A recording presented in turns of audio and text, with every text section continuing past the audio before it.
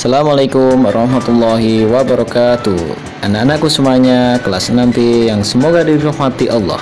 Alhamdulillah, pada kesempatan kali ini kita masih diberikan kesempatan untuk belajar kembali.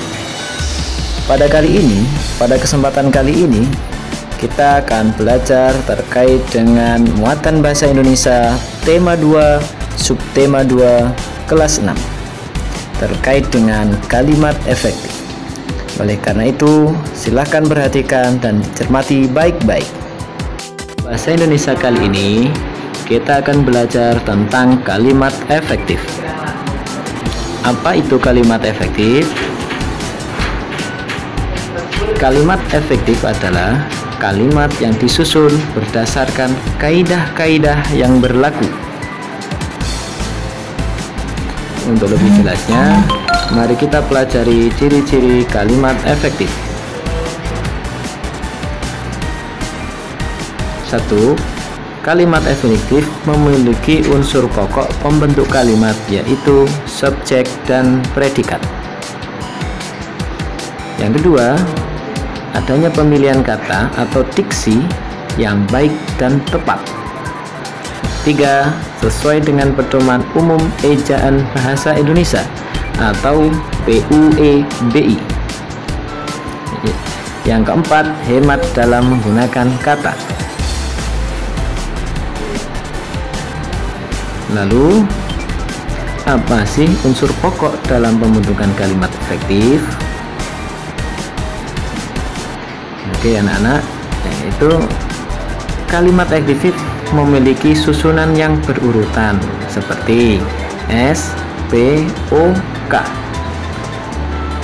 Keterangannya adalah S itu subjek. Subjek adalah pelaku yang melakukan perbuatan, kegiatan, tindakan, atau aktivitas tertentu. Subjek ini biasanya merupakan kata benda pada nama orang, tumbuhan, hewan, dan lain sebagainya. Kemudian P adalah predikat, artinya tindakan atau kegiatan yang sedang dilakukan oleh subjek. Kemudian O yaitu objek, yaitu sesuatu yang dikenai tindakan oleh subjek. Dan yang terakhir adalah K, keterangan. Keterangan ini adalah bisa meliputi keterangan tempat, waktu, cara, alat, tujuan, dan penyerta. Agar lebih jelas, mari kita simak contoh kalimat yang baik berikut ini sesuai dengan urutan yang benar. Yang pertama, Insinyur Soekarno membaca teks proklamasi pada pukul 10.00. Anak-anak perhatikan, ini ada contoh kalimat. Nah, kita akan menentukan susunan atau penyusun atau unsur-unsur yang benar. Nah, perhatikan di bawah kata-kata pada kalimat tersebut sudah ada garis bawah. Baik, yang pertama yaitu Insinyur Soekarno. Nah, dia merupakan subjek, yang artinya orang yang melakukan suatu tindakan atau perbuatan. Kemudian membaca merupakan predikat, yaitu kegiatan yang dilakukan atau aktivitas yang dilakukan. Nah, aktivitas yang dilakukan oleh subjek yaitu membaca. Terus apa yang dibaca? Nah, inilah yang objeknya, yaitu teks proklamasi sebagai objek, sehingga teks proklamasi sebagai objek. Pada pukul 10, ya ini keterangan. Keterangan apa? Keterangan waktu. Untuk contoh yang kedua, Ibu Fatmawati menjahit bendera merah putih. Nah, Ibu Fatmawati di sini merupakan subjek karena orang yang melakukan suatu kegiatan. Nah, apa yang dilakukan Ibu Fatmawati? yaitu menjahit. Nah, sehingga menjahit merupakan predikat atau kegiatan yang dilakukan. Nah, terus apa yang dijahit oleh Ibu Fatmawati? Yaitu bendera merah putih. Bendera merah putih merupakan objek, yaitu sesuatu yang dikenai kegiatan. Benda yang dikenai kegiatan atau pekerjaan. Nah, anak-anak sudah paham ya? Nah, Ibu ulangi, Insinyur Soekarno dan Ibu Fatmawati merupakan subjek, yaitu orang yang sedang melakukan kegiatan. Membaca dan menjahit. Nah, kalian perhatikan, membaca dan menjahit merupakan predikat. Membaca dan menjahit merupakan suatu kegiatan yang sedang dilakukan. Kemudian teks proklamasi dan bendera merah putih merupakan benda atau sesuatu yang dikenai pekerjaan. Nah, pada contoh yang pertama ada tambahan keterangan waktu, yaitu pada pukul 10.00. Nah, ini adalah urutan yang benar susunannya. Ya, anak-anak terus memperhatikan dalam menyusun kalimat. Baik, kita lanjutkan. Untuk lebih jelasnya, agar lebih mudah membedakan kalimat efektif dan tidak efektif, maka anak-anak perhatikan tabel di bawah ini. Di sini ada beberapa kalimat yang tidak efektif. Di sebelah kanan ada kalimat yang efektif. Nah, simaklah bersama-sama berikut ini. 1. Di rumah Tadesi Maeda, golongan tua menyusun teks proklamasi. Jika kalian perhatikan, kalimat ini sangat berantakan. Di rumah Tadesi Maeda, golongan tua menyusun teks proklamasi. Terdengar agak sedikit mengganjal, tidak nyaman. Nah, kita perbaiki agar lebih efektif atau lebih enak dibaca, maka menjadi seperti ini. Golongan tua menyusun teks proklamasi di rumah Tadesi Maeda. Jadi kita balik ya, karena kalimat yang benar diawali dengan subjek. Ya, subjeknya ini apa? Golongan tua atau sekumpulan orang ini, ada Soekarno, Ahmad Subarja, Muhammad Hatta. Nah, ini termasuk golongan tua, jadi orang yang melakukan atau subjek. Golongan tua menyusun adalah predikat. Teks proklamasi adalah objek. Di rumah Tadesi Maeda adalah keterangan tempat.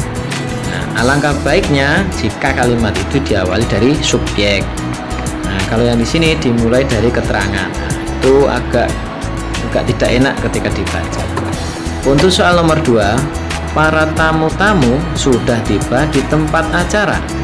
Anak-anak, kita fokuskan kepada para tamu-tamu. Ingat anak-anak, para di sini menunjukkan jumlah yang banyak. Para artinya kumpulan orang yang jumlahnya banyak. Kemudian tamu-tamu. Nah, jika ada kata yang diulang-ulang seperti ini, tamu-tamu, maka jumlahnya tidak hanya satu, banyak sekali. Nah, jadi apabila kita perhatikan pada kalimat ini ada para, ada tamu-tamu. Para dan tamu-tamu memiliki arti yang sama, yaitu banyak. Maka kita artikan seperti ini. Para tamu-tamu itu double, jadi banyak-banyak. Karena kalimat efektif adalah hemat kata, maka kita persingkat saja seperti ini. Ambil salah satu saja, boleh ambil paranya saja atau tamu-tamunya saja. Nah, sehingga seperti ini. Tamu-tamu sudah tiba di tempat acara, atau para tamu, ingat tamunya satu saja karena sudah ada para, yaitu sudah banyak ya, para itu banyak. Para tamu sudah hadir di tempat acara. Tidak boleh boros kata, karena boros kata maka tidak efektif, sehingga kita pilih salah satu. Boleh kita pilih para atau tamu-tamu satu saja. Nah, Untuk contoh selanjutnya, Sayuti Melik mengetik naskah proklamasi dengan amat sangat teliti. Sekilas tampak biasa dan benar. Nah, ternyata ada pemborosan kata. Di mana pemborosannya? Di sini nih. Amat sangat. Amat dan sangat artinya sama. Cukup ditulis satu saja. Boleh amat, boleh sangat. Sayuti Melik mengetik naskah proklamasi dengan sangat teliti. Ambil salah satu saja. Paham ya anak-anak kalian? Nah, jadi kalimat efektif adalah kalimat yang diawali dengan subjek, kalimat yang hemat dengan kata, tidak boros-boros kata. Jika boros-boros kata, atau di dalam kalimat itu terdapat kata-kata yang artinya sama, maka pakailah yang salah satu saja. Paham ya anak-anakku? Itulah kalimat efektif. Kita lanjutkan. Nah anak-anak, untuk bahasa Indonesia, anak diminta untuk melengkapi peta pikiran menggunakan kalimat efektif. Sebelumnya Pak Nur sudah pernah membahas tentang peta pikiran. Untuk pertemuan kali ini, Ibu akan mengkhususkan bahasa Indonesia pada peta pikiran agar anak-anak lebih paham bagaimana cara mengerjakan peta pikiran seperti itu. Ternyata peta pikiran itu dapat membuat kita lebih mudah mengingat informasi penting dari teks yang telah dibaca. Mungkin anak di rumah berpikiran, mengapa kita harus membuat peta pikiran, Pak? Nah, untuk apa peta pikiran itu? Nah, ternyata peta pikiran itu dapat memudahkan kita untuk mengingat informasi penting di dalam teks. Biasanya cerita di dalam teks atau info-info itu sangat panjang, sehingga terkadang kita sulit untuk mengingat-ingat. Maka dari itu ada cara untuk memudahkan mengingat informasi tersebut dengan menggunakan peta pikiran tersebut. Ketika membuat peta pikiran, sebaiknya menggunakan kalimat efektif agar singkat, padat, dan jelas sehingga enak dibaca. Kemudian peta pikiran dapat disusun dalam bentuk diagram. Ini akan memudahkan kita untuk menyusun informasi. Nah, anak-anak, selanjutnya bagaimana cara membuat peta pikiran dari sebuah teks? Jadi caranya adalah yang pertama, anak-anak harus membaca teks dengan teliti. Baca dulu dengan teliti. Kemudian yang kedua, anak-anak mulai membuat kerangka pikir menggunakan aspek apa, siapa, mengapa, di mana, dan bagaimana. Yang ketiga, anak-anak menulis informasi dari setiap kerangka pikir yang sudah dibuat sebelumnya. Untuk selanjutnya, agar kalian lebih mahir dalam menentukan kalimat efektif, maka untuk latihan selanjutnya yaitu mengerjakan tugas di halaman 45 pada buku paket, atau yang belum memiliki buku paket yaitu pada LKS halaman 37 terkait dengan membuat peta pikiran menggunakan kalimat efektif. Semoga kalian dapat mengerjakannya. Terima kasih telah menonton video berikut ini. Semoga kalian lebih paham terkait dengan kalimat efektif. Terima kasih. Assalamualaikum warahmatullahi wabarakatuh.